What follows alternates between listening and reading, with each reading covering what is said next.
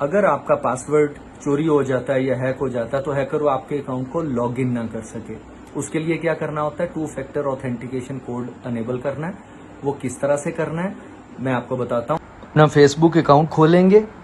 اس کی سیٹنگ میں settings and privacy, اس کے بعد سیٹنگز، اس میں آپ دیکھیے سیکیورٹی اینڈ لاگ ان.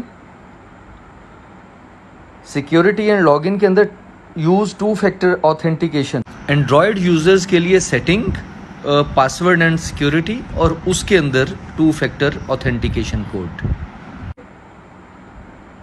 اس میں اپنا یور سیکیورٹی میتھڈ آپ یہاں پہ اپنا موبائل نمبر دیں گے.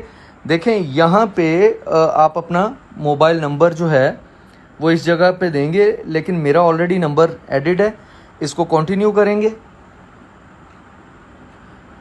آپ کی سم پہ کوڈ چلا گیا، یہ آپ کی سم پہ کوڈ آ گیا. یہاں پہ وہی کوڈ انٹر کریں گے اور اس کے بعد کنٹینیو کریں گے. 2 فیکٹر آتھینٹیکیشن کوڈ از آن. اب جب بھی آپ لاگ ان کریں گے تو پہلے آپ کی سم پہ کوڈ جائے گا، وہ کوڈ انٹر کریں گے، اس کے بعد یہ لاگ ان کرے گا. ادروائز صرف پاسورڈ کے تھرو یہ لاگ ان نہیں کرے گی آپ کی پروفائل. اب